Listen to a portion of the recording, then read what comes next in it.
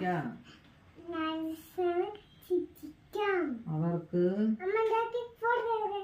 കടലിലെ മത്സ്യങ്ങളെയും ആകാശത്തിലെ